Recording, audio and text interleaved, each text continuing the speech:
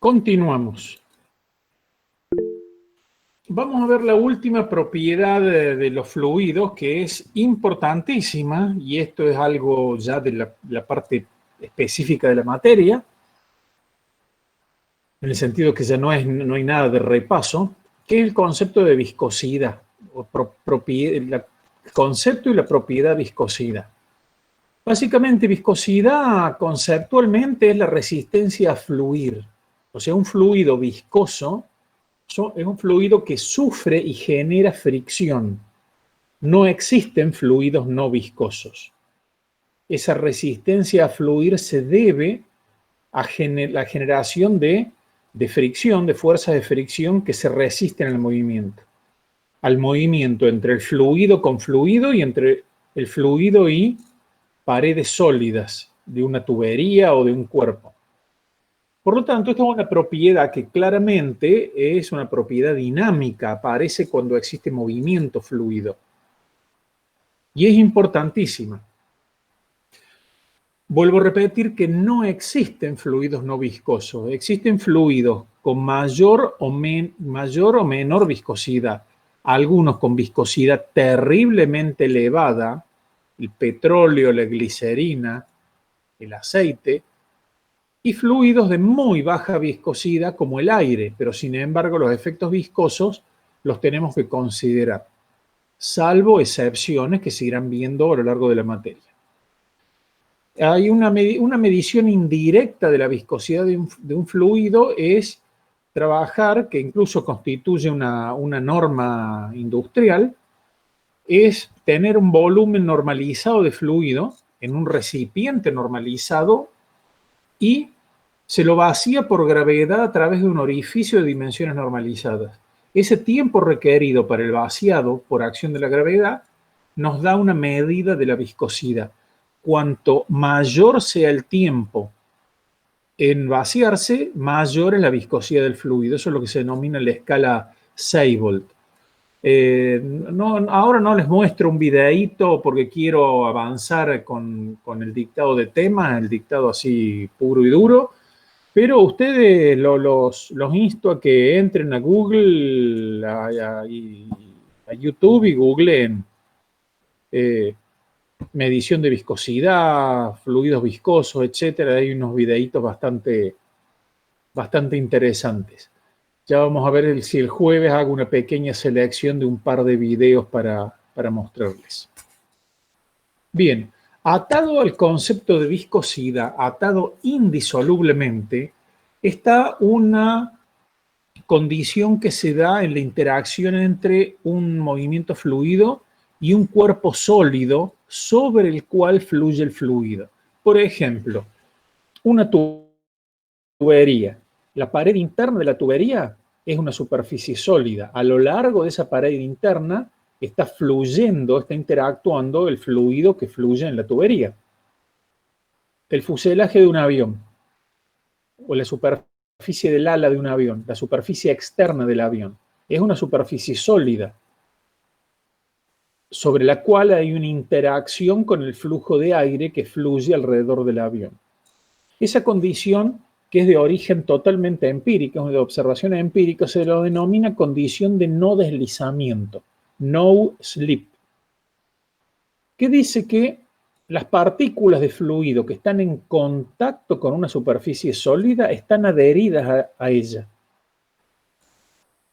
Están adheridas a ella, es decir, las partículas no pueden resbalar sobre la superficie sólida, no pueden deslizar, que es en inglés slip.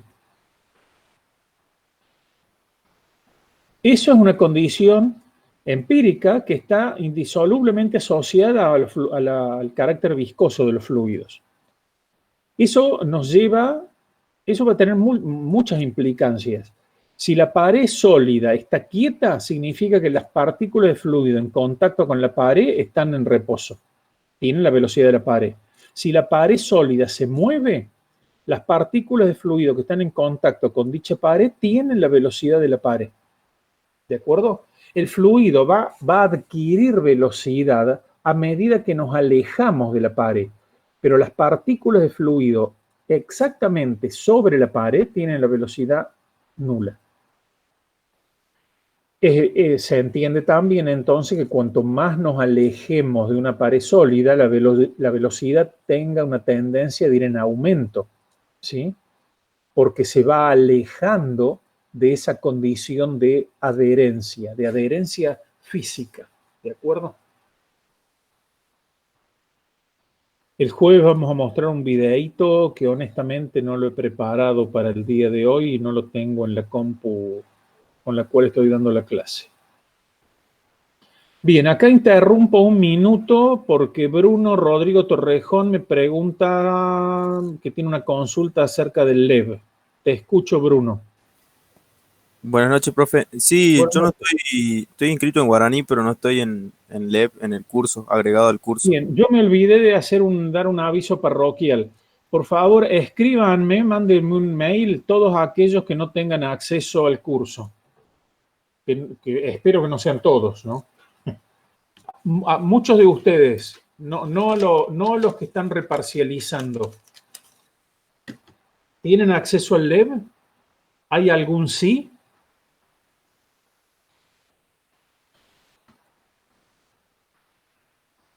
Profesor, es el mismo del año pasado, ¿no? Porque en ese estoy. Sí, o sea, para resumir, verifiquen que tienen acceso al LEV de fluidos de aeronáutica. Aquel que no tenga acceso, por favor, que me escriba un mail, ¿sí? Así yo lo tengo registrado y voy solucionando yo mismo con ayuda del ingeniero Soria el acceso al LEV. ¿Estamos?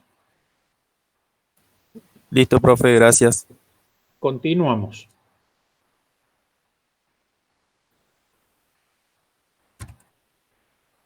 Vamos a plantear ahora, apelo un poquito a la imaginación de ustedes, pero sin exagerar, un caso de un movimiento unidireccional, muy sencillo.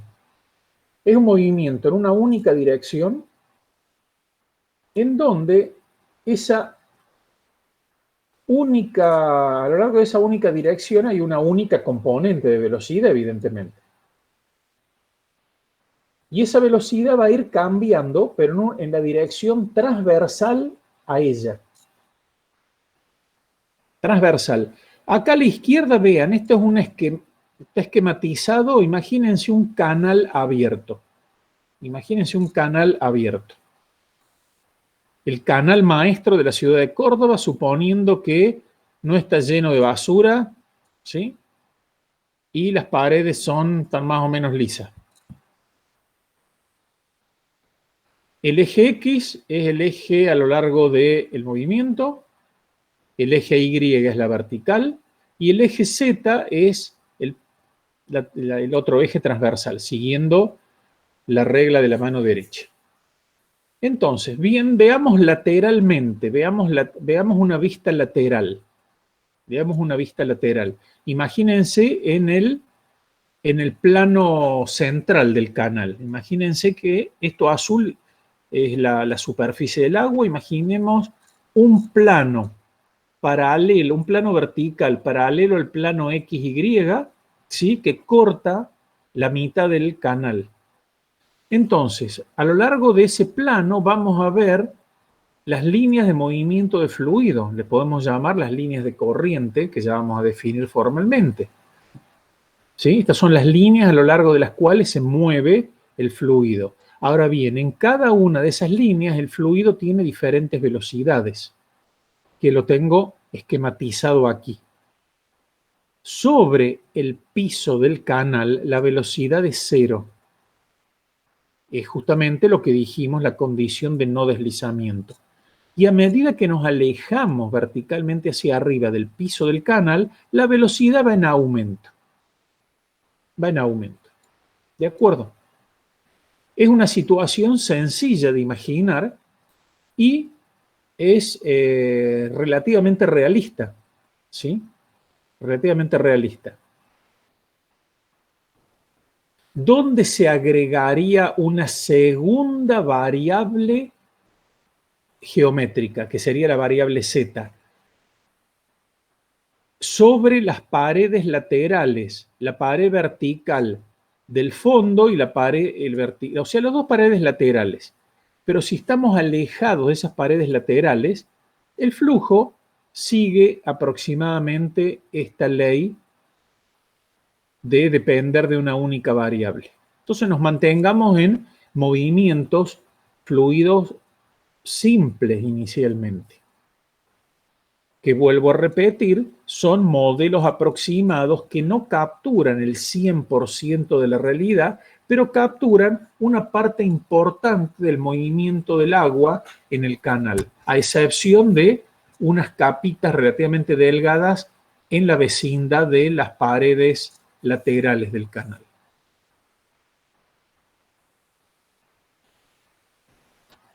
Bien. Acá lo tengo esquematizado en otra figura, nada más que está sacada de un libro. Entonces, U función de Y es lo que se denomina el perfil de velocidades. Y acá me voy a permitir una pequeña desprolijidad, porque en realidad tengo que cambiar de lugar una filmina. Adelanto una filmina primero. Olvídense por ahora del movimiento fluido. Pensemos dos placas sólidas. Una placa quieta y una placa superior móvil que se mueve con velocidad v hacia la derecha. Entre ambas placas se produce fricción. Eso es obvio, ¿no es cierto? Imagínense las dos manos de ustedes. La inferior es la placa quieta y la mano superior la desplazan. La palma de las manos se le calienta. ¿Por qué se calienta? Por disipación de calor por fricción. Acá tenemos sobre la placa inmóvil, ¿sí? El movimiento de la placa superior ejerce una fuerza de fricción que la tiende a arrastrar hacia la derecha. En cambio, la fuerza de fricción sobre la placa superior, que es la que se mueve, es la misma fuerza de fricción sobre la placa de abajo, pero en sentido contrario, porque esta fuerza de fricción ahora sobre la placa de arriba tiende a frenarla. Son dos caras de la misma moneda. ¿A qué voy con esto? Este modelo tan pavote, a pesar de que pueda parecer este modelo pavote, no es pavote. Es a identificar que la fricción está asociada directamente a que haya diferencia de velocidad. Si no hay diferencia de velocidad, no va a haber fricción. ¿Sí? En un movimiento fluido, las variaciones de velocidad no son discretas, son variaciones continuas.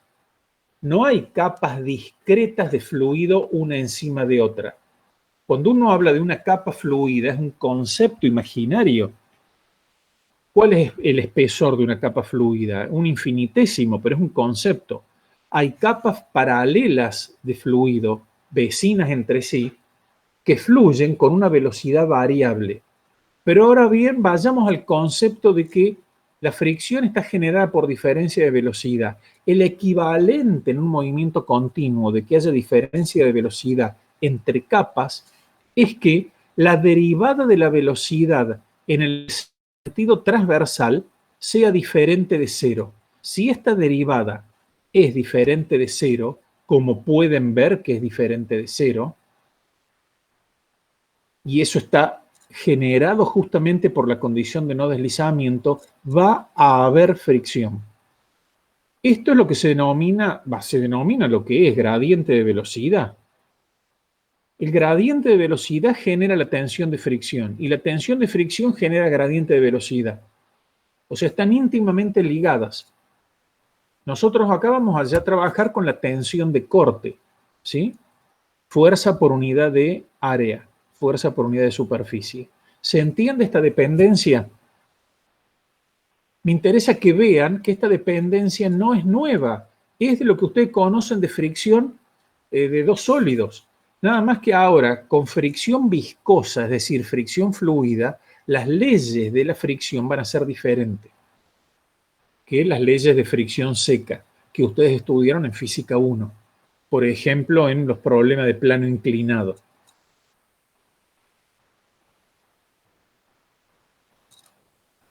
Vuelvo a insistir porque esto es crucial. tensión de corte está directamente vinculado a que haya cambios de velocidad en la dirección transversal al movimiento. Y cambios de velocidad en la transversal al movimiento significan que hay tensión de corte. Son dos aspectos íntimamente ligados. Cuanto mayor es la tensión de corte, mayor es esta derivada y viceversa. Cuanto mayor es esta derivada, mayor es la tensión de corte.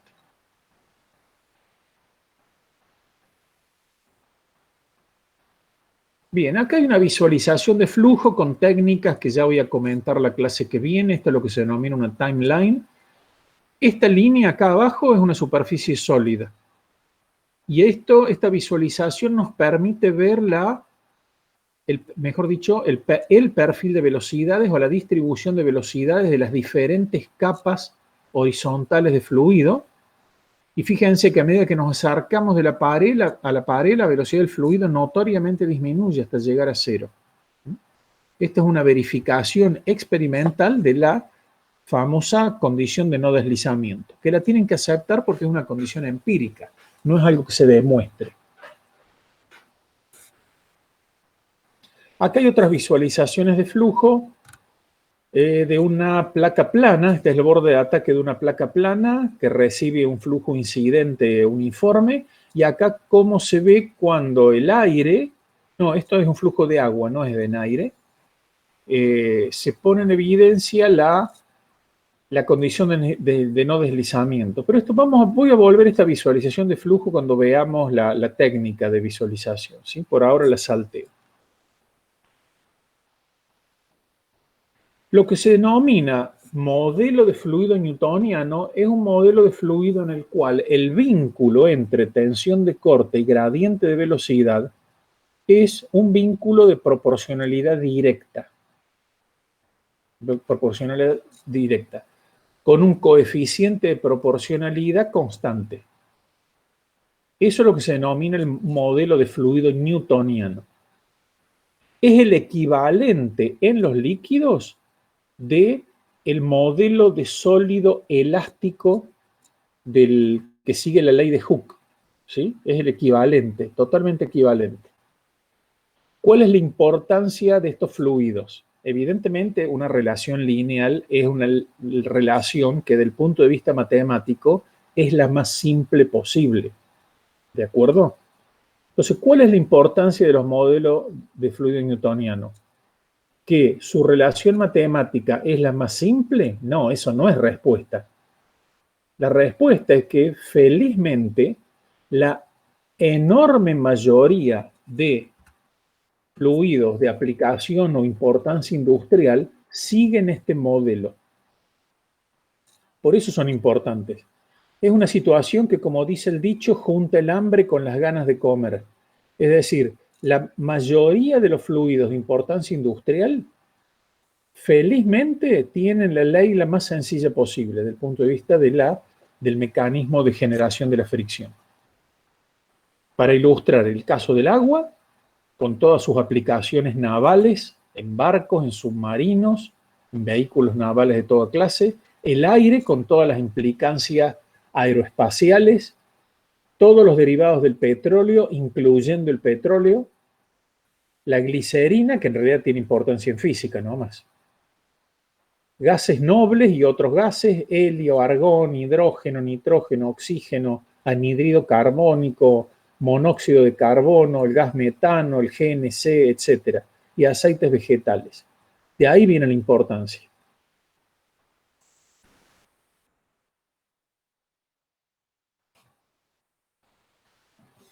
Bien, el coeficiente de proporcionalidad se lo llama mu. Acá están las unidades que surgen de de plantear la homogeneidad dimensional de la ley de... Esto se llama ley de viscosidad de Newton. No puse el nombre, ley de viscosidad de Newton. Y se denomina coeficiente de viscosidad dinámica o también coeficiente de viscosidad absoluta. Para un fluido determinado depende de presión y de temperatura y vamos a ver que prácticamente es independiente de la presión. Por lo tanto, en la práctica termina siendo función de la temperatura solamente. Bien, acá un comentario teórico que no me interesa mucho, es que se demuestra que el gradiente de velocidad es idéntico a la derivada de la deformación angular con respecto al tiempo. Porque entonces ahí ya le vemos como un modelo más estructurista esto. Tensión de corte es una constante por deformación. En realidad no es por deformación, por tasa de deformación.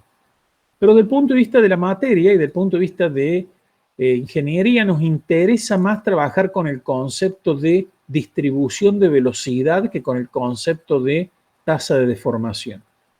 Por eso es que lo planteamos directamente así. Pero fíjense en esta figura, y ya vamos a ver visualizaciones de flujo la clase que viene, el hecho de que haya una variación de velocidad a lo largo de distintas capas, eso va a implicar que hay deformación angular de las partículas fluidas. Esto está esquematizado en esta figurita, pero lo vamos a ver más adelante. No hoy, pero ya el jueves creo que ya entramos a eso. Bien, entonces volvamos a nuestro caso del canal, que teníamos este perfil de velocidad. La tensión de corte está dada por mu, derivada de la velocidad respecto de y. Entonces fíjense, en este caso, ¿dónde la derivada es máxima? Donde la velocidad es cero. Y a medida que la velocidad va aumentando, la tensión de corte va disminuyendo. También allí se produce una analogía con la mecánica de sólidos. Ustedes habrán estudiado en estructuras que donde las deformaciones son nulas, en este caso la velocidad es nula, las tensiones son máximas. Y cuando las deformaciones son máximas, en este caso la velocidad, las tensiones son nulas. Alguno quizás recuerde esto que estoy puntualizando de mecánica de estructuras. Acá en mecánica de los fluidos, generalmente las tensiones de corte son máximas en la interfase entre el fluido y la pared sólida, donde la velocidad es nula, porque allí la tasa de variación de la velocidad, la derivada de la velocidad, es la máxima posible, a pesar de que la velocidad en sí misma sea cero. Bien.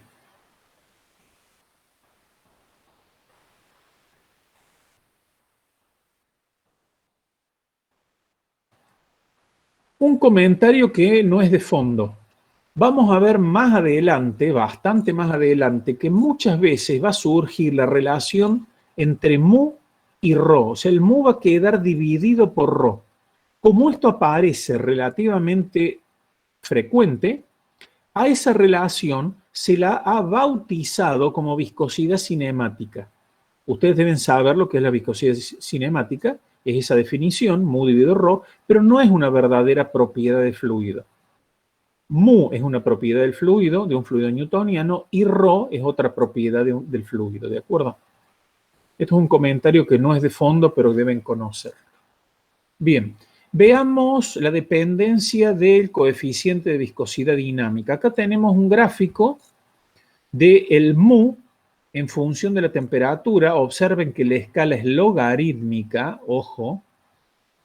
Acá tenemos glicerina, un aceite de baja viscosidad, SAE10W, el agua, aire e hidrógeno. ¿Qué observamos en general? Tomando acá dos gases típicos, que los gases tienen viscosidad dinámica mucho menor que los líquidos. Incluso uno de los líquidos de menor viscosidad es el agua. Sin embargo, tiene una viscosidad dinámica del orden de 1000 veces más, no, del orden 1000 no, perdón, 100, 2 órdenes de magnitud más grande que el aire.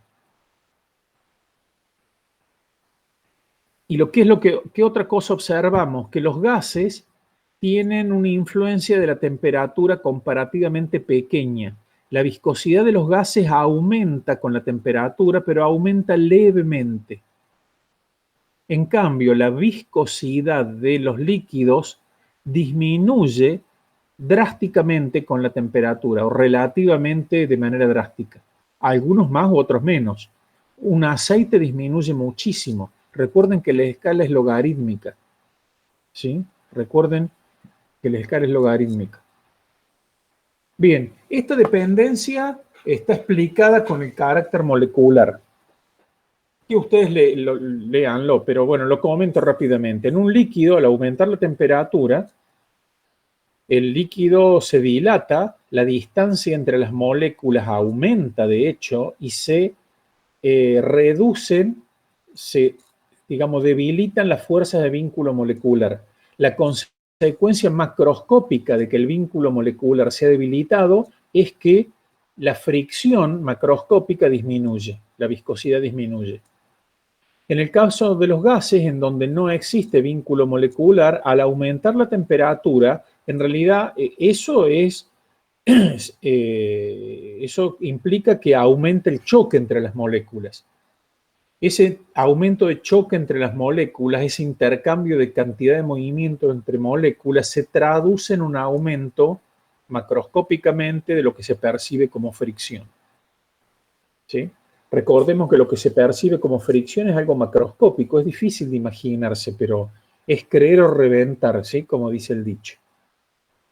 Tanto en líquidos o en gases, la influencia de la presión es totalmente despreciable, a menos que estén involucrados cambios de presión que superiores a las 100 atmósferas, cosas por el estilo.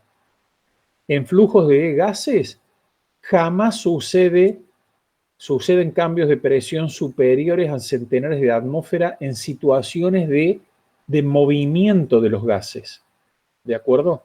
Y algo análogo en los líquidos. En los líquidos, por ejemplo, en un sistema de accionamiento hidráulico, se cumple que los cambios de presión son superiores a las 100 atmósferas.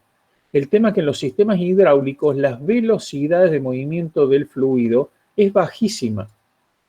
Cuando estudien sistemas hidráulicos, del punto de vista tecnológico, van a ver que se estudian como sistemas cuasi estáticos del punto de vista del fluido.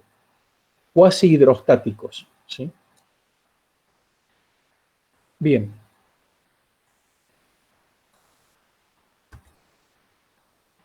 Acá es un gráfico también tomado de uno de los libros que tendrán acceso, de todas maneras lo incluí, la variación de una mayor variedad de fluidos y de otros gases. Como frecuentemente vamos a trabajar con agua en el caso de líquidos y siempre o prácticamente siempre con aire en el caso de gases, he incluido las fórmulas empíricas de viscosidad dinámica de agua y aire. Todo en unidades del sistema internacional. O sea, en estas fórmulas la temperatura es temperatura absoluta expresada en Kelvin y el valor de mu resulta las unidades de mu de las unidades del sistema internacional, que ustedes tienen que aprenderlo, o no aprenderlo, quizás deducirlo de la ley de viscosidad de Newton. Las unidades de mu son Newton segundo cuadrado, Newton segundo sobre metro cuadrado, yo estaba metiendo la pata, o lo que es lo mismo Pascal por segundo, ¿de acuerdo? Esto sí lo tienen que ya tener, se les tiene que cargar en la memoria flash de su cabeza, ¿sí? Y de ahí deducir las unidades de mu. Bien. Acá he incluido las propiedades del agua en forma de tabla también. Bueno, es redundante esto. Esto voy a saltear. Esto voy a saltear por el momento esto y lo voy a dejar para cuando esté un poquito más fresco, porque es relativamente importante, pero lo podemos posponer. Bien. Existen fluidos que no son newtonianos. Existen fluidos que no son newtonianos, claramente. Digo claramente, pero es cierto que ustedes no tienen por qué tenerlo claro, perdón. Los fluidos no newtonianos son todos aquellos que no siguen la ley de Newton. O sea, en realidad es como que los fluidos se caracterizan entre argentinos y no argentinos. Los no argentinos puede haber uruguayos, bolivianos, sudafricanos, australianos, rusos, etc. O sea, hay una enorme variedad de no newtonianos. Por ejemplo, Fluidos no newtonianos son aquellos en donde la tensión de corte tiene un comportamiento no lineal con la velocidad de deformación o el gradiente de velocidad, pero esa relación es invariable en el tiempo. Otra característica podría ser que existe una ley lineal, pero existe una tensión de corte umbral, ya lo vamos a comentar. Otra situación en donde la relación de corte, de la tensión de corte y la velocidad de deformación dependa del tiempo, etcétera. De todas maneras, los más comunes industrialmente son los primeros. Son aquellos en donde simplemente hay una relación no lineal. Acá están esquematizados algunos de los tipos de comportamiento. Acá la línea negra, la recta lineal que pasa por cero, es el fluido newtoniano. En lila o violeta tenemos una curva no lineal, pero de pendiente creciente, se denomina fluido dilatante. Es una relación no lineal. En rojo tenemos una relación no lineal, pero de pendiente decreciente, se denominan fluidos pseudoplásticos. Y después tenemos en verde y en azul dos comportamientos que tienen umbral de tensión. Es decir, aquellos fluidos que tienen umbral de tensión, o sea que pueden soportar una cierta tensión sin comenzar a fluir, son fluidos medios raros porque hasta cierta tensión se perciben como sólidos y superando esa tensión de corte umbral fluyen, ¿de acuerdo?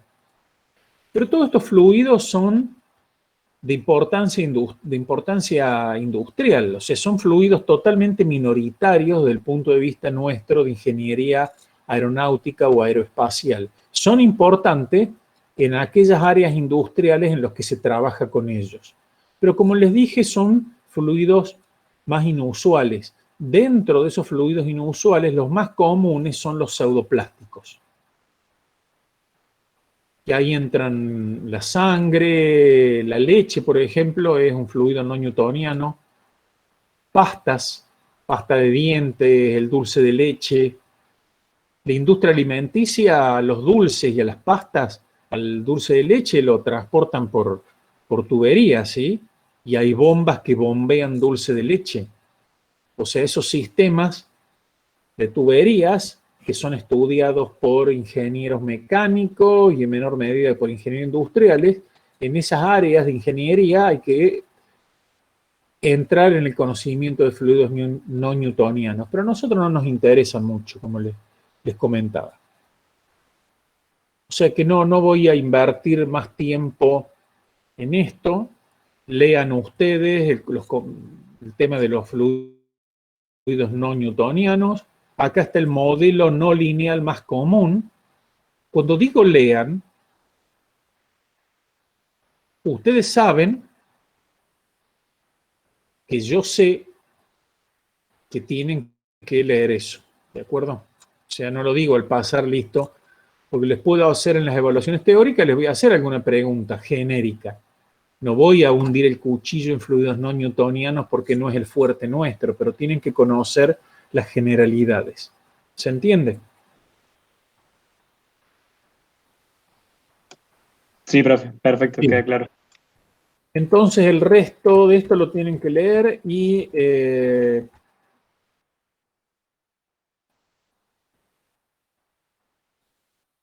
me interesa, porque ahora me voy a detener a esto. ¿Cómo están? ¿Están relativamente frescos o necesitan 5 minutitos de despeje?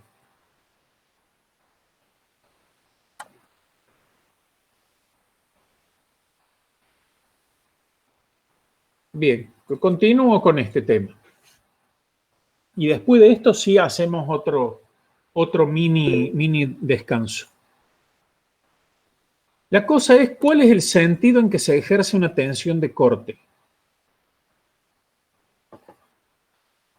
Siempre una tensión de corte o una fuerza de fricción, siempre el lado que uno ve que es el lado de mayores velocidades arrastra al lado de menores velocidades en el sentido de dicha velocidad. En cambio, la otra cara de la moneda es que el lado visualizado de menores velocidades le genera una resistencia al lado de mayor velocidad oponiéndose a dicha velocidad. Por ejemplo, acá en este flujo en el canal que dijimos, que está esta distribución de tensiones de corte, el sentido de una tensión de corte depende de quién sobre quién ejerce dicho corte. Imaginemos una superficie plana, acá. Del lado de arriba de esa superficie plana no tiene espesor. En la cota Y, donde está esa superficie plana, existe un único valor de tensión de corte. Ahora bien, el sentido de esa tensión de corte es si sobre esa superficie plana nuestro punto de vista es la tensión que la parte superior del flujo ejerce sobre la superficie plana, o si nuestro punto de vista es el punto de vista de qué tensión de corte ejerce el lado inferior sobre la superficie plana. En ese caso tenemos dos tensiones de corte idénticas entre sí, pero sentido contrario. ¿Se entiende esto? Es la misma situación que esquematicé acá. Piénsenla. Aquí. Tenemos las dos placas. Entre ambas placas se desarrolla una fuerza de fricción. Ahora bien, esa fuerza de fricción tiene un sentido diferente dependiendo de si nuestro punto de vista es el de la fuerza de fricción ejercida sobre la placa quieta o si nuestro punto de vista, por el contrario, es la fuerza de fricción ejercida sobre la placa móvil. La fuerza de fricción es la misma. ¿De acuerdo? Repito esa imagen de dos caras de la misma moneda.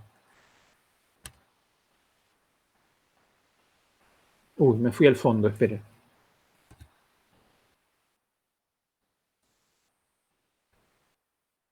Claro eso. Esto lo tienen que quizá masticar un poquito. Me gustaría que lo mastiquen, que lo rumien para la clase que viene. Yo les repito, hoy a la noche no sé, pero mañana a la mañana voy a estar subiendo, o sea, mañana al mediodía ya van a tener subido este material, la unidad 1 al LEB. Entonces me gustaría que lo analicen para el jueves y me preguntan las dudas que pudiera haber. Un minutito vengo, o sea, no es un break, voy y vengo que tengo que pagar una cosa.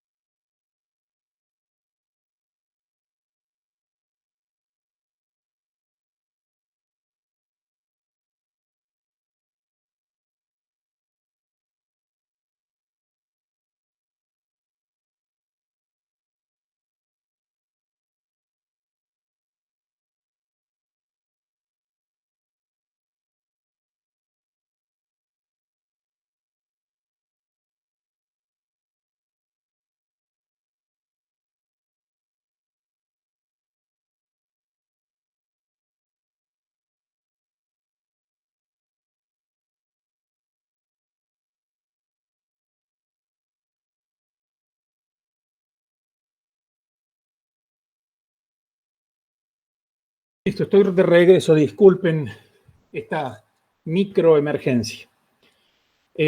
Antes de continuar, me olvidé de comentarles que después, bueno, las consultas de teórico las pueden hacer cuando quieran vía correo electrónico, pero podemos convenir un horario para también hacer consultas vía Meet. aquel que quiera. O sea, no cuesta nada generar una reunión Meet, yo se la envío. Si es un alumno o si son más cantidad, eso ya lo convenimos a medida que avancemos. Bien. Este ejemplo quiero mostrarles para explicar también el tema este de cuál es el sentido en que tienen que pensar las tensiones de corte. Imagínense, acá tienen una especie de tubería, pero no es una tubería cilíndrica. ¿Por qué? Porque les quise poner una fórmula en coordenadas cartesianas. En realidad este es un flujo que se denomina flujo laminar entre placas paralelas. Tienen una placa infinita, que es el piso, tienen una placa infinita, que es el techo, separada a una distancia h, y entre ambas fluye un fluido viscoso. Ya vamos a ver lo que significa régimen laminar. Esto es un flujo hipersimplificado. ¿Por qué? Porque no existen placas infinitas. Pero ya vamos a ver las aplicaciones de esto. Es un modelo de flujo extremadamente útil para ciertas situaciones. Lo vamos a estudiar más adelante, como pongo allí en la placa. Se demuestra que el fluido se mueve con una distribución de velocidad que es parabólica, que acá les puse la fórmula.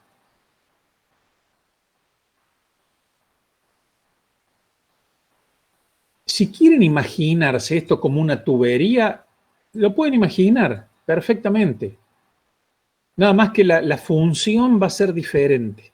Una tubería sí es algo que le ven existencia real más concreta que dos placas infinitas paralelas entre sí.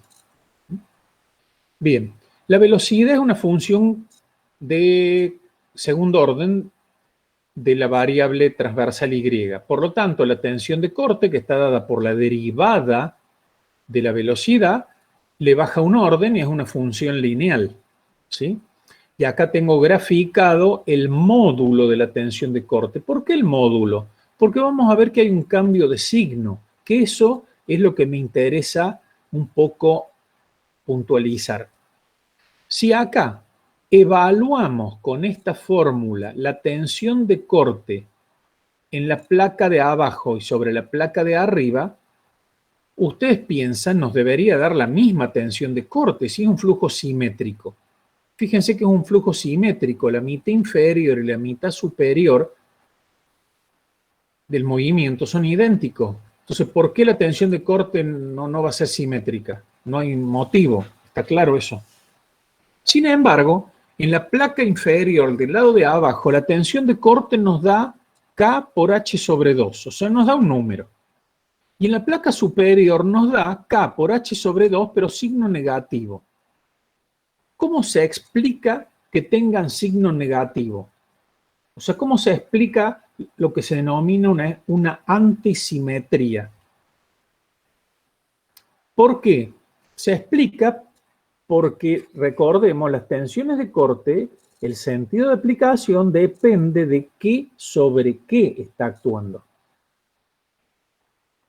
Este planteo de tensión de corte nos da la tensión de corte desde un punto de vista, que yo ya les aclaro. El punto de vista es la tensión de corte de la parte inferior sobre la superior, siempre. Siempre es así. Entonces, si estamos acá sobre la pared de abajo, el punto de vista de la parte inferior sobre la superior significa la tensión de corte que ejerce la pared sobre el fluido. ¿Está claro eso? Ahora bien, si seguimos en Y y llegamos a la pared superior, el punto de vista que nos dice la parte inferior actuando sobre la parte superior, ese punto de vista ahora nos va a dar la tensión de corte del fluido sobre la pared. Y evidentemente ahí sí se nos invierte. Físicamente piensen, la tensión de corte que el fluido ejerce sobre la pared tiene que ser la misma, arriba y abajo, el mismo sentido. Pero con este planteo algebraico, resulta ser que en la parte de abajo estamos planteando la tensión de corte de la pared sobre el fluido y cuando llegamos arriba se nos transformó la tensión de corte del fluido sobre la pared. Es como que del punto de vista físico se nos dio vuelta. Por eso es que acá nos aparece una tensión de corte negativa. Espero que quede claro esto y esto lo tienen que masticar. Yo quiero que lo analicen y el jueves lo discutimos en el inicio de la clase. ¿Cuál es la síntesis de esto?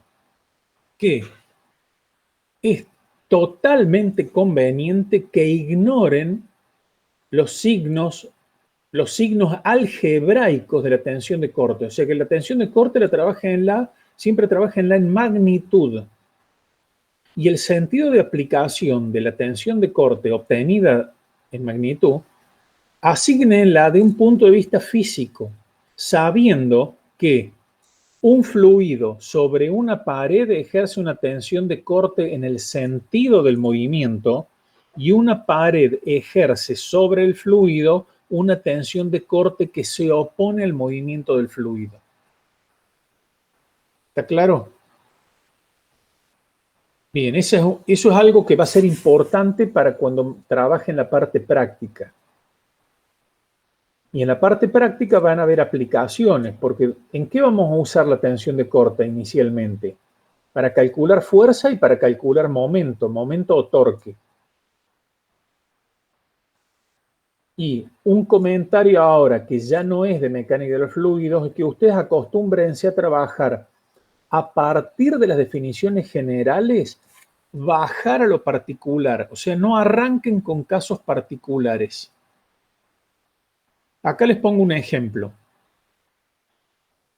Alguno va a estar tentado de decir, fuerza tangencial es tensión de corte por área. ¿Por qué? Porque ese mismo de ustedes piensa, tensión de corte es fuerza tangencial dividido área. Esto no es cierto. Eso puede ser cierto en ciertos casos particulares. Estas relaciones, tensión de corte igual a fuerza sobre área y por ende fuerza igual a tensión de corte por área, solamente es válido cuando se trata de un área plana, dos condiciones. Primero, área plana y segundo, que la tensión de corte sea constante, sea uniforme a lo largo de esa área plana. Evidentemente es un caso particular. ¿Cuál es la definición general de tensión de corte? Que ustedes esto lo tienen que traer ya de las materias de mecánica de sólidos. Tensión de corte es diferencial de fuerza tangencial o de fricción, como le quieran llamar, o diferencial de fuerza de corte dividido diferencial de área. Por lo tanto, esta relación es relación general. Si resulta ser que el área es plana y la tensión de corte es una constante, y van a caer, por ende, en esta relación. Pero acostúmbrense, por favor, lo digo en bien de ustedes, en realidad, de que vayan de lo general a lo particular, porque si se acostumbran a entrar siempre a través de casos particulares, la estadística muestra que a la larga se van a mandar de cabeza en piletas donde no hay agua. O sea, van a cometer errores y van a ser errores de fondo.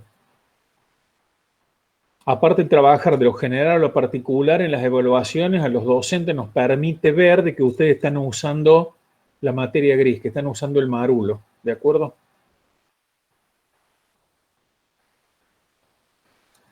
Bien, eso es todo y con esto habríamos terminado la primera unidad, propiedades de los fluidos. ¿Preguntas? Ingeniero, una consulta. Sí.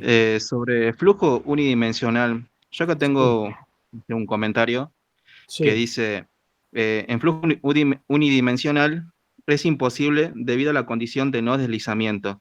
No, y por habla eso, de que, no, no, espérate. y habla de que la, Hay diferentes, flujo unidimensional tiene varias acepciones. Fíjate, volvemos ahí. sí, le termino, acá dice que eso No entiendo, ¿me estás es leyendo qué imposible porque cosa? las tensiones de corte, ¿Qué me estás leyendo? ¿De dónde? como ingeniero. ¿De dónde me estás leyendo eso? No, no, es que tengo anotado algo Ah, que alguna bien, vez me quedó, y que nunca lo entendí bien, que tengo, que el flujo unidimensional es imposible debido a la condición de no deslizamiento, porque allí las tensiones de corte serían infinitas.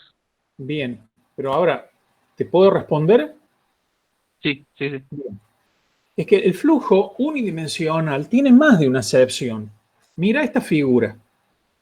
Un flujo unidimensional puede ser este modelo de flujo en donde vos tenés una velocidad uniforme en cada sección y esa velocidad uniforme en cada sección depende de una única variable que es la variable X a lo largo del eje del conducto. Esta es una variante de lo que se denomina flujo unidimensional o unidireccional. Esta variante físicamente es imposible, porque fíjate, ¿cómo puede llegar la velocidad siendo finita sobre las paredes? Evidentemente acá no se cumple la condición de no deslizamiento. O si se cumpliría, tendrías un gradiente de velocidad infinito sobre la pared. Por eso es que dije que estos modelos son modelos aproximativos, a Ujú. veces más cercanos y a veces más lejanos de la realidad. En este caso, este modelo de trabajar con una velocidad uniforme no es físicamente correcto. Tiene sentido cuando esta velocidad uniforme geométricamente no es uniforme y es una velocidad promediada. Ahora bien, otra opción del modelo unidimensional, lo que te acabo de comentar sería este modelo, un vector B con una única componente U función de X, pero también podría ser una única componente U función de Y, que es el ejemplo que acabamos de ver. El ejemplo que acabamos de ver es un flujo unidimensional porque hay una sola componente de velocidad dependiendo de una sola variable espacial. Sin embargo, la variable en la cual varía la velocidad es una variable transversal a ella. Este es un modelo unidimensional que permite la condición de no deslizamiento. Por lo tanto, lo que llamamos flujo unidimensional o unidireccional puede ser de diferentes formas. Eso es lo que vos tenés que entender. ¿Sí? Sí. O sea, un flujo unidimensional no necesariamente es un flujo en un conducto cerrado en donde vos tenés velocidad uniforme en la sección. Y, ingeniero, y con respecto a lo primero que me dijo, ¿por qué el gradiente de velocidad sería infinito? Y porque, déjame que déjame que te haga un dibujo en un papel y habilito la cámara. Ujú.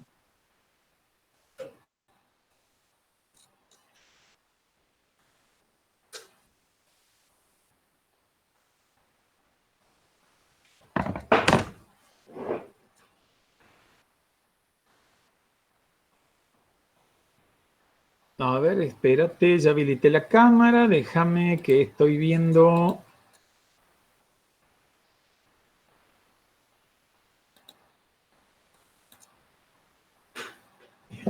Quiero ver lo que ustedes lo que les voy a mostrar en definitiva. Esperen que estoy haciendo un dibujo.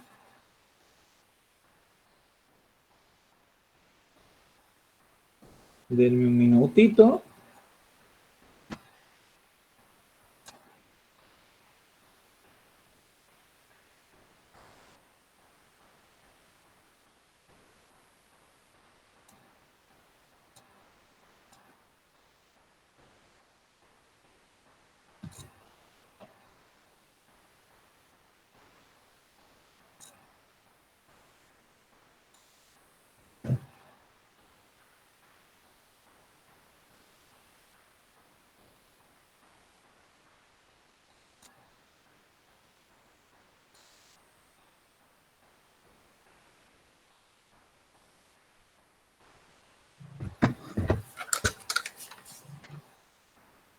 Vean esta figura.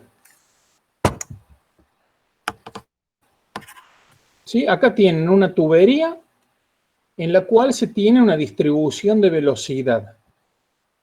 La velocidad es nula sobre las paredes de la tubería y es máxima en el centro. La derivada de la velocidad es máxima acá, por lo tanto las tensiones de corte son las máximas. Esto es lo físicamente real. ¿Qué pasa si ustedes van tendiendo a una velocidad uniforme? ¿Ven más o menos nítido? Sí, sí, sí. Bien. Fíjense, si ustedes tienden a una velocidad cuasi uniforme, van tendiendo, físicamente sobre las paredes debería ir manteniéndose velocidad cero. Por lo tanto, el hecho de que uniformizan la velocidad cada vez más cerca de la pared significa que la derivada de la velocidad respecto de Y sobre las paredes va a ir tendiendo a infinito. Por lo tanto, se va a dar el sinsentido físico de que las tensiones de corte tienden a infinito. O sea, un flujo con velocidad uniforme físicamente es inviable. Por eso que es un modelo aproximado que no cumple una condición física de no deslizamiento. Por lo tanto, tiene el valor de una velocidad promedio, nada más. No sé si con esto aclara un poco. Ujú. Sí, ingeniero. Bien. Hacemos un descansito hasta las 21:15. Son 8 minutos, ¿sí? ¿Alguien habló? Profe, sí, no sé si mis compañeros están de acuerdo, pero si quiere seguimos de largo y salimos un rato antes, en todo caso. Así, así, ustedes virtualmente plantean lo mismo que si estuviéramos físicamente en clase, ¿eh? Las viejas costumbres no se pierden. La vieja costumbre, bien. Bien. ¿Ustedes prefieren empacharse? No, bueno, entonces arrancamos y lo que sí, denme un minuto, 2 minutos para ir al baño.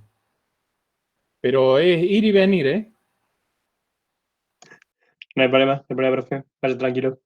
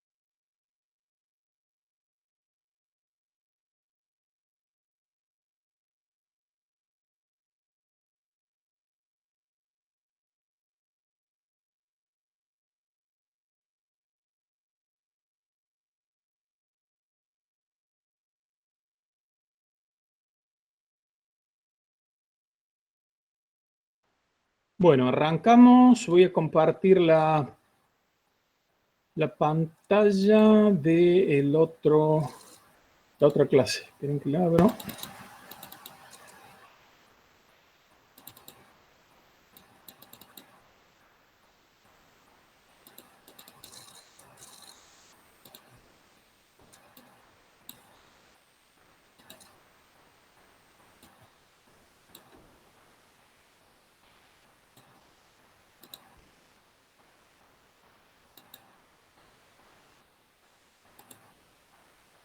Bueno, espero que ya estén viendo la pantalla. Sí, se ve perfecto. Cinemática del movimiento fluido. O sea, vamos a hablar un poco de la descripción del movimiento. También acá va a haber mucho de descriptivo, mucho de conceptual, pero también ciertas cosas como más formales. Esperen, esta página, ahí estamos. En primer lugar, para describir un movimiento, ustedes ya lo tienen que saber de mecánica racional, es que hace falta referir un movimiento a un sistema de referencia. ¿De acuerdo? Nosotros normalmente trabajaremos con un sistema cartesiano, va a haber excepciones, va a haber importantes excepciones. El sistema de referencia vamos a tratar de que sea fijo a la Tierra, aunque también va a haber problemas en donde vamos a tener que trabajar con un sistema que se mueve, y por lo tanto a veces podrá ser un sistema inercial y a veces un sistema no inercial. Ustedes ya saben de mecánica racional lo que significa eso. Para las aplicaciones nuestras, al menos de la materia, para nosotros una referencia fija a la Tierra es aproximadamente una referencia inercial, ¿sí? No nos van a interesar efectos de Coriolis ínfimos. Las excepciones a esto van a ser las aplicaciones espaciales, pero nosotros en la materia no entramos ahí, en esas situaciones. ¿De acuerdo? Bien. Eso como referencia importante.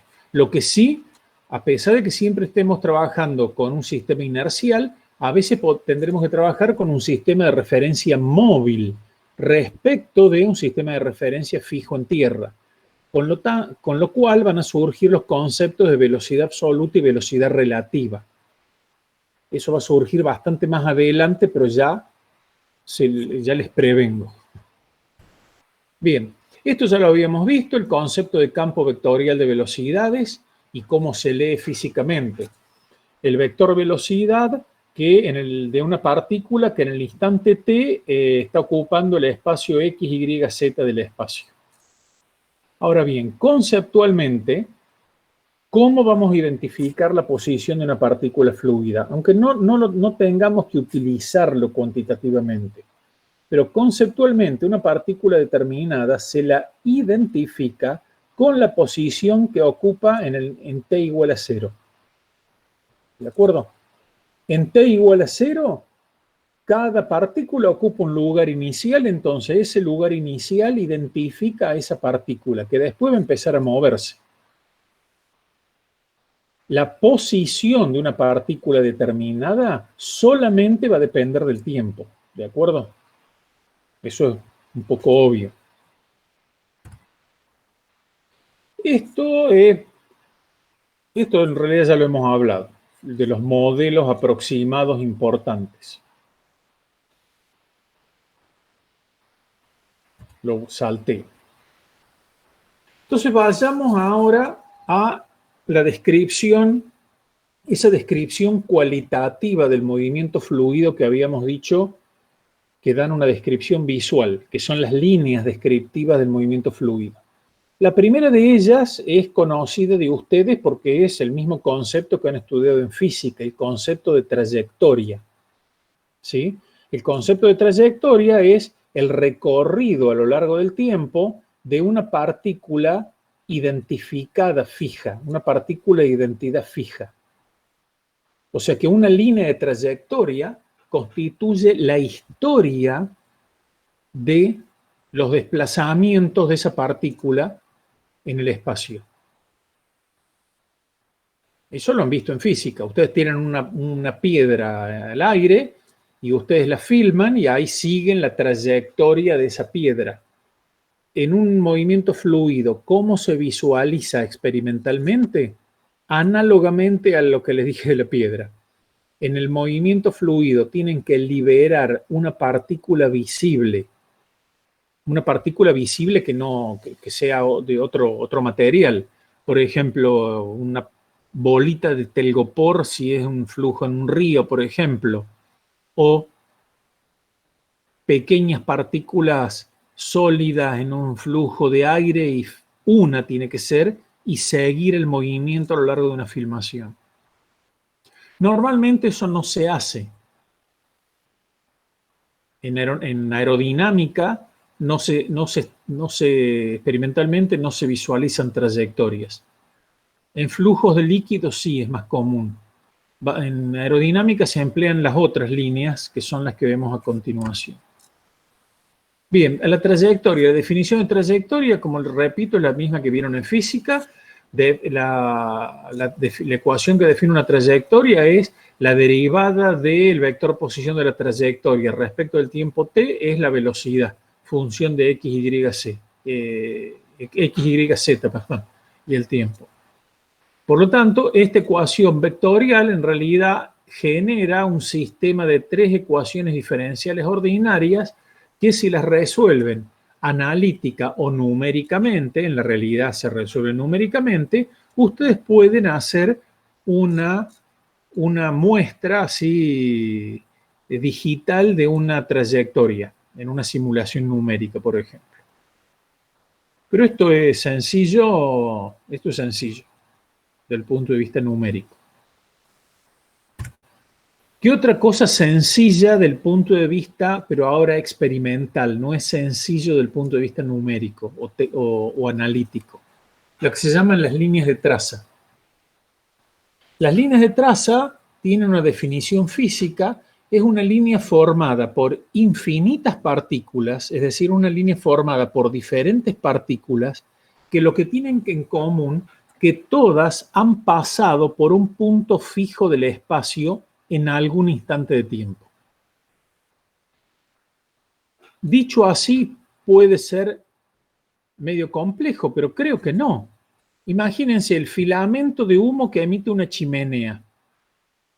El punto fijo del espacio es la boca de salida de la chimenea.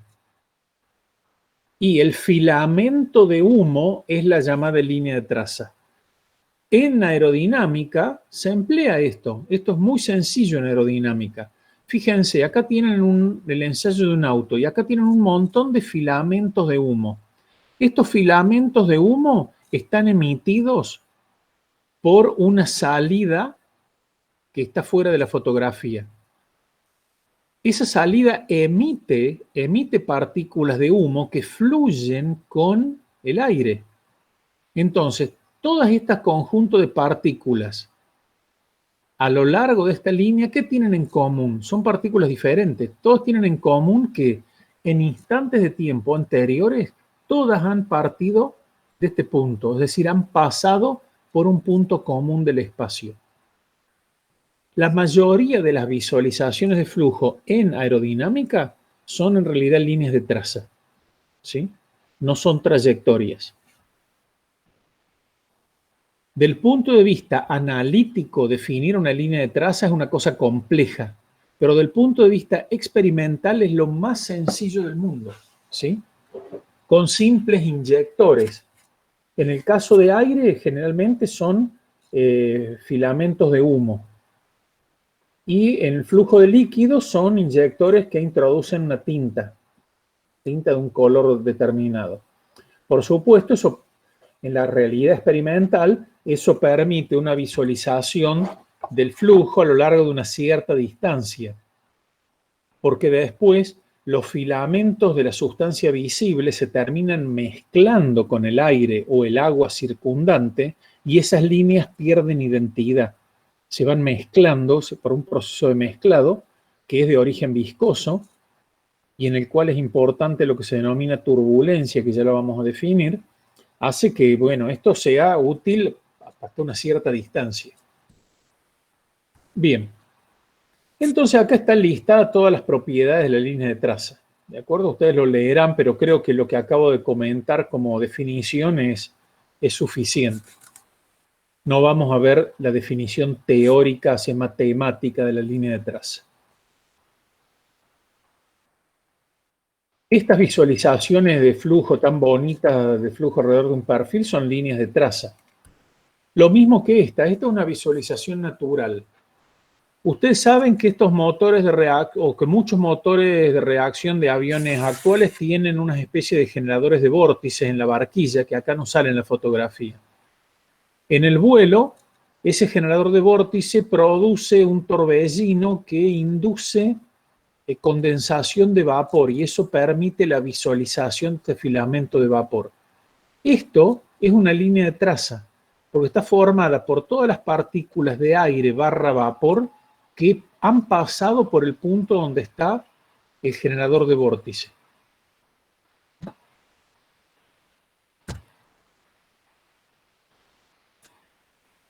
La última línea que nos muestra el andar del flujo a lo largo del mismo es el concepto de línea de corriente o también línea de flujo. En inglés lo que se llama streamline, ¿sí? Que stream es corriente o el flujo. En realidad, estas líneas, a diferencia de las líneas de traza y las líneas de trayectoria que tienen una definición física claramente definida, las líneas de corriente no tienen una definición física, tienen una definición total y absolutamente matemática. Son las líneas tangentes al vector campo de velocidades en cada punto. Por lo tanto, están definidas por esta ecuación. Un diferencial de recorrido a lo largo de una línea de corriente, como tiene que ser tangencial al vector velocidad, la condición tangencial se verifica cuando el producto vectorial vale 0. ¿De acuerdo? Entonces, estas líneas son líneas instantáneas que cambian en el tiempo. En eso que tienen en común con las líneas de traza, que son cambiantes en el tiempo. Y en común con una línea de traza está formada por diferentes partículas.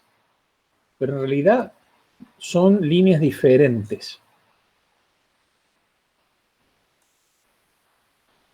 Con las líneas de corriente, más adelante vamos a ver, se pueden construir lo que se denomina un tubo de corriente, que es una construcción imaginaria, que por definición, porque las líneas de corriente son tangentes al vector velocidad, un tubo formado por líneas de corriente es un tubo impermeable al pasaje de flujo.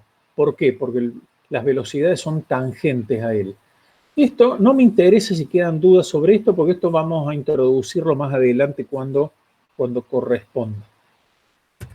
Del punto de vista práctico, experimental, ¿cómo se pueden visualizar líneas de corriente? Se pueden hacer de una manera que es muy útil también, lo que sí es muy trabajosa experimentalmente. Hay que liberar en el campo del movimiento un sinnúmero, una enorme cantidad de partículas trazadoras.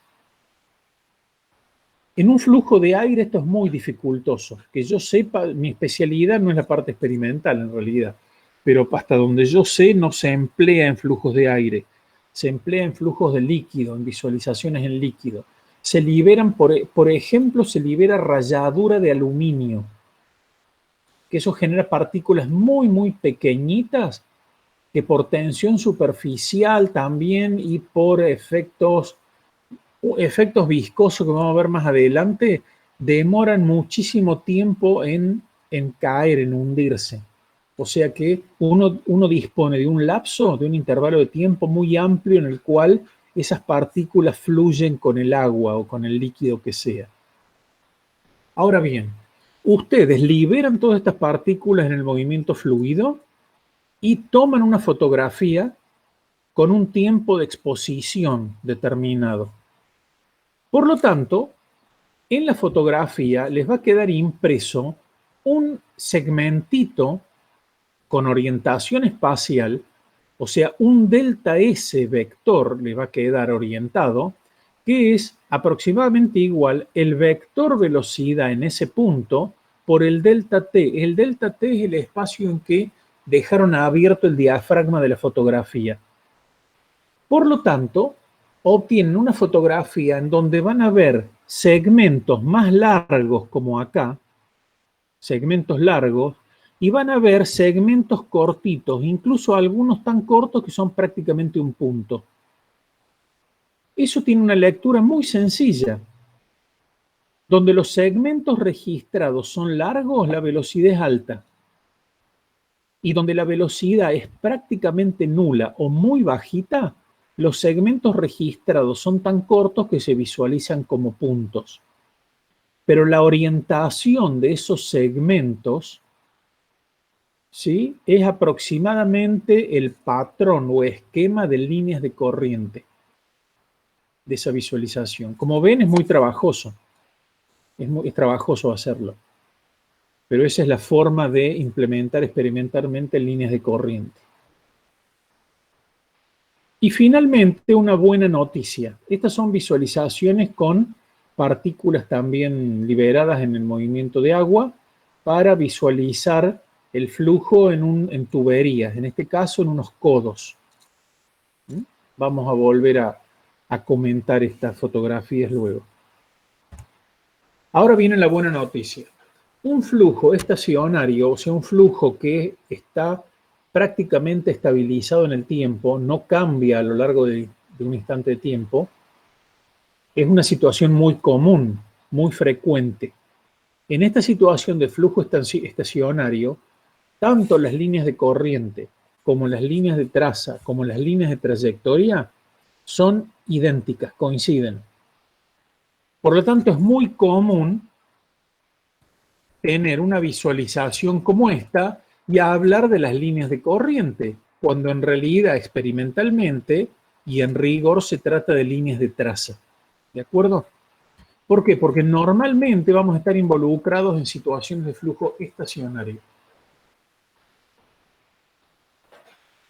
Bien. El último tipo de línea que nos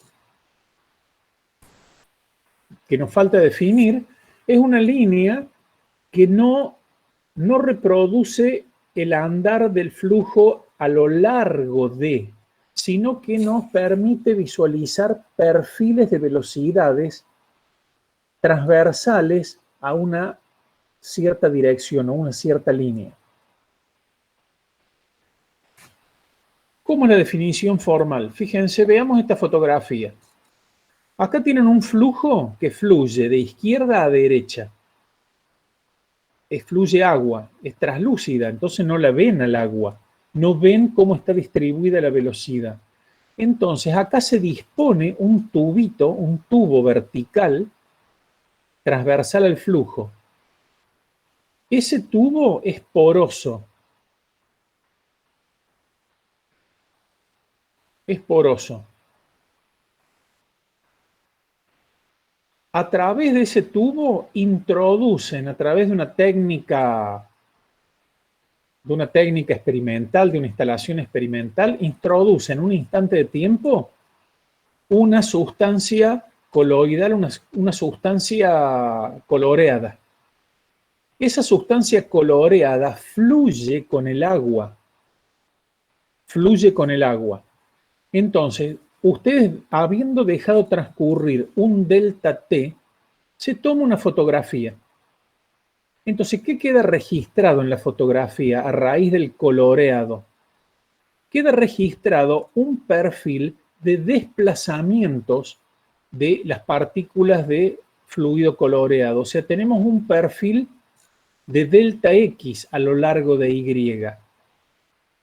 ¿Cómo el delta T es el mismo para todas las partículas? Uno tiene esta relación, el delta X es aproximadamente U por delta T.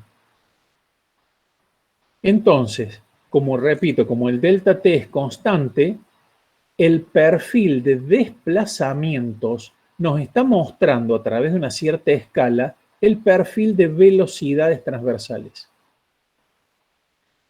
Y eso permite visualizar con extremada claridad perfiles de velocidades transversales a un plano, por ejemplo, en este caso a un piso. Estos son otra visualización de perfiles de desplazamiento que en realidad nos muestran perfiles de velocidad. Acá tenemos 4 fotografías tomadas. La fotografía en el instante inicial en donde tenemos una línea vertical. Y después tenemos 3 fotografías sucesivas en donde el fluido cada vez ha avanzado más. Por eso tenemos tres curvas semejantes entre sí.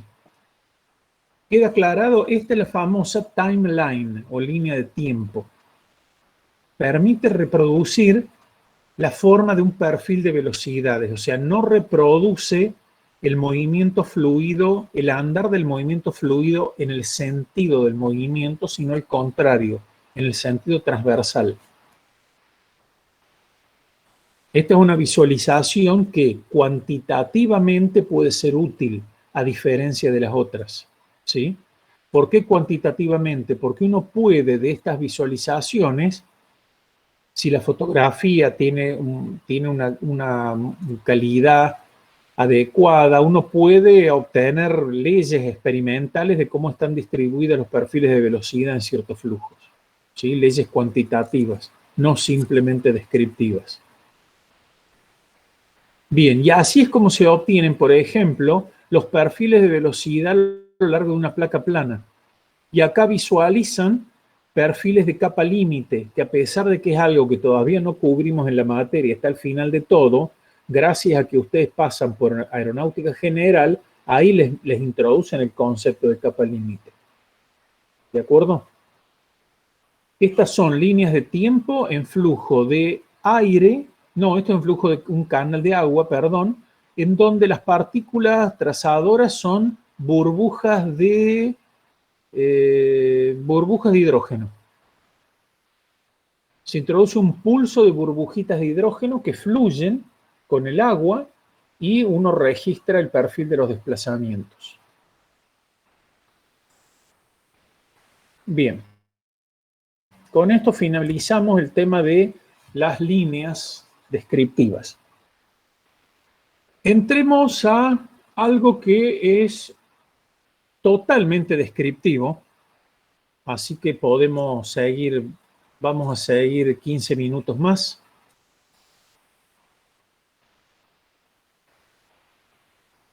¿Qué es una clasificación de movimientos fluidos? De diferentes puntos de vista. Por ejemplo, cualquier objeto se puede clasificar de diferentes puntos de vista. Se puede clasificar objetos de acuerdo al peso, livianos y pesados, de acuerdo al volumen, de acuerdo a las dimensiones, de acuerdo al color, etc. Entonces, una primera clasificación de flujos fluidos es, que ya esta es un poco ya muy redundante, según la variación con el tiempo en una región espacial fijada. Entonces tenemos un flujo estacionario, un flujo que se repite a sí mismo de un instante a otro, o un flujo inestacionario. Esto ya es muy redundante, ya lo hemos visto. Una segunda clasificación es según cómo varía espacialmente el flujo en una región o en un área. O sea, en un instante fijo, según cómo varíe espacialmente sobre una determinada región, que puede ser un volumen o un área.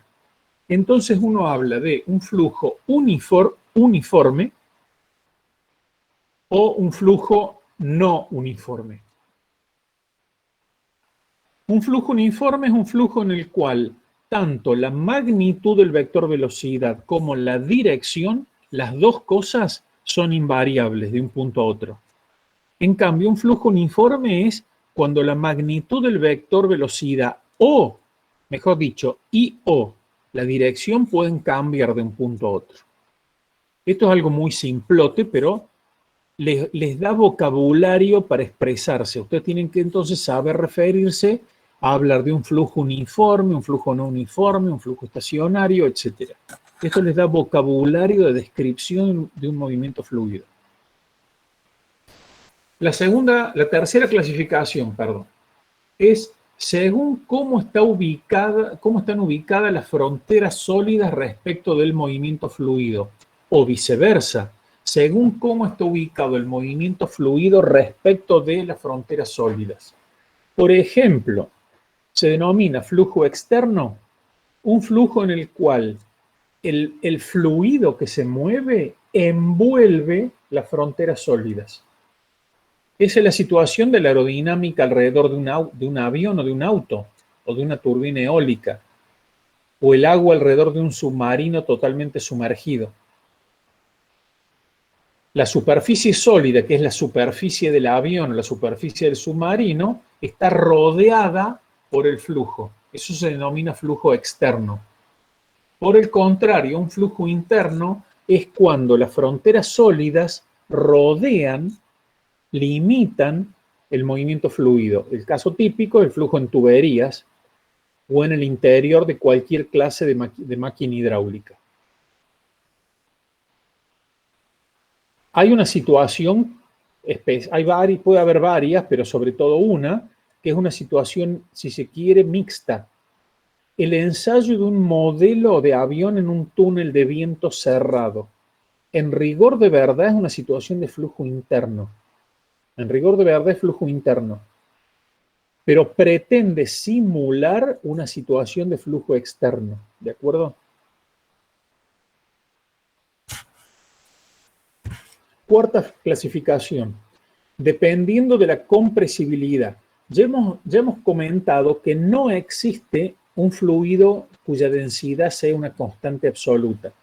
Sí existen fluidos cuyos cambios de densidad son muy pequeños. Entonces se denomina flujo incompresible a aquellos movimientos fluidos en los cuales la densidad o es prácticamente constante o sufre cambios inferiores a un 3% aproximadamente. Esto tampoco es un límite negro-blanco, pero para que entiendan a qué se le puede llamar un cambio pequeño de densidad. Esto claramente es aplicable a absolutamente a cualquier situación de movimiento de líquidos y en el caso de gases se aplica cuando el movimiento de gases, incluyendo el aire, es a velocidades relativamente bajas. Significa menos de 100 metros por segundo. Vamos a ver que en relación a esto va a aparecer una definición que es lo que se denomina número de Mach o Mach, que nos va a dar un criterio.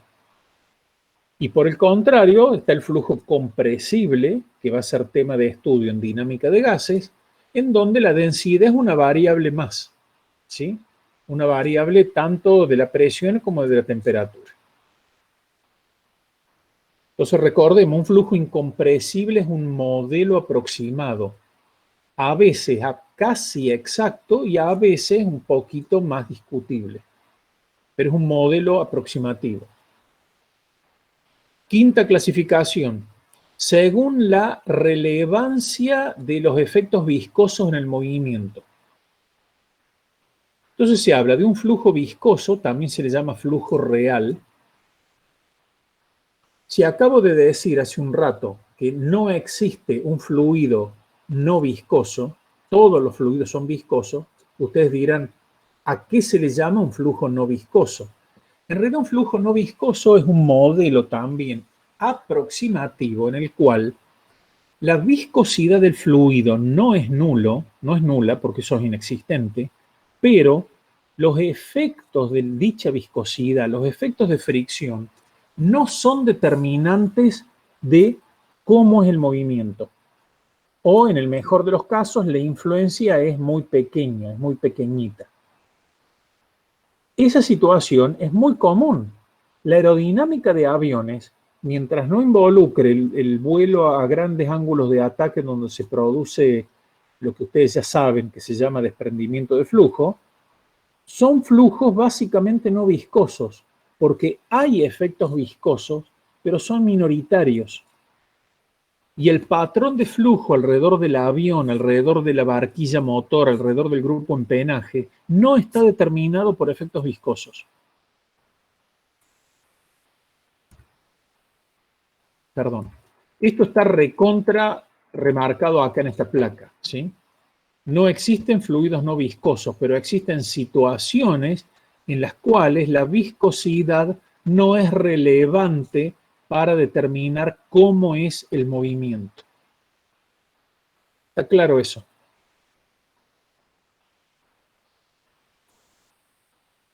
Bien.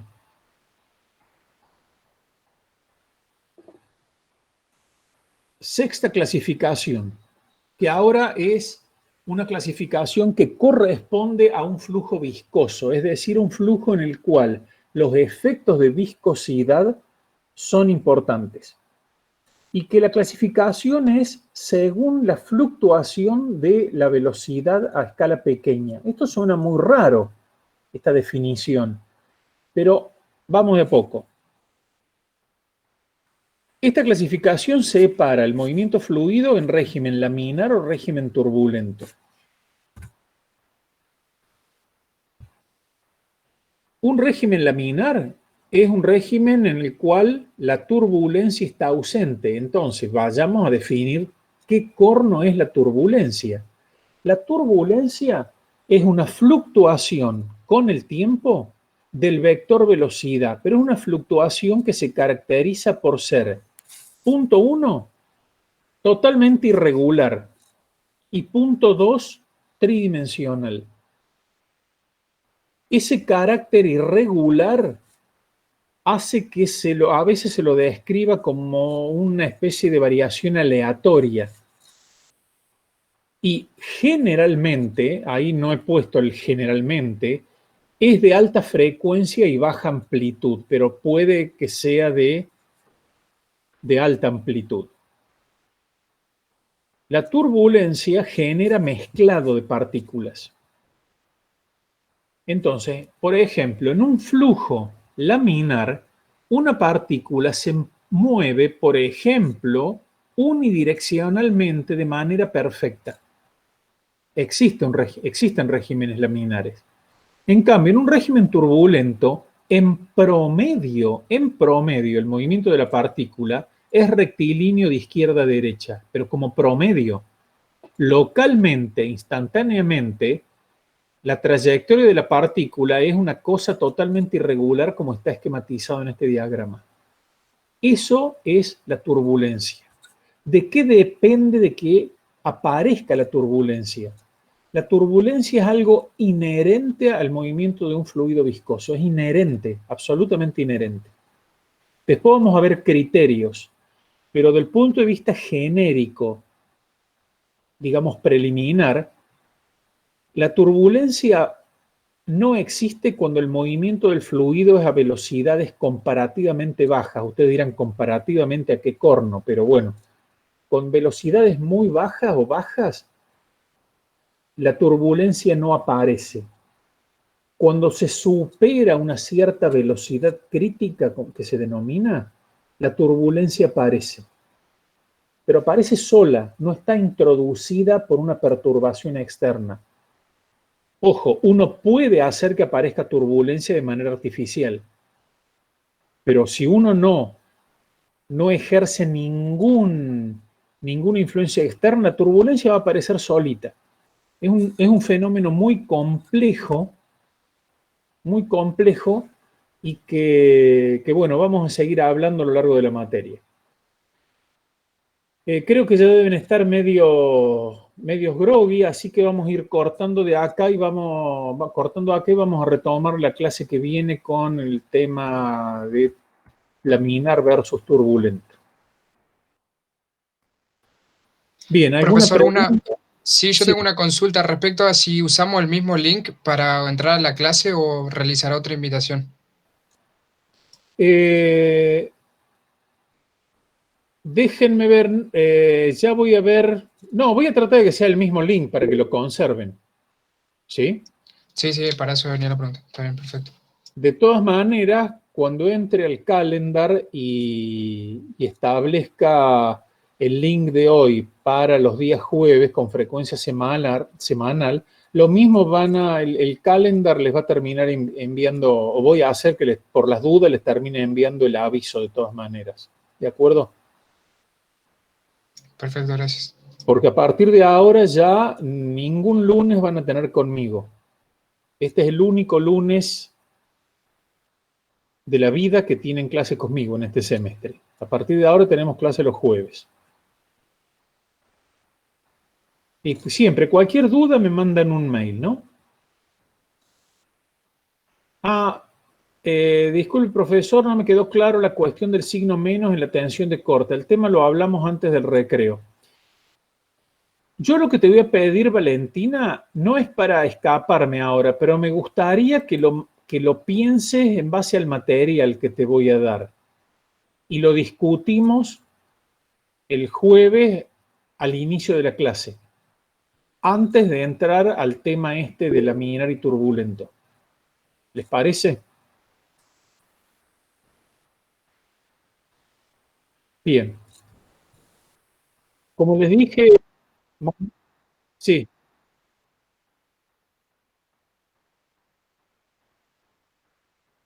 sí. La verdad que no. No, no, no, honestamente no.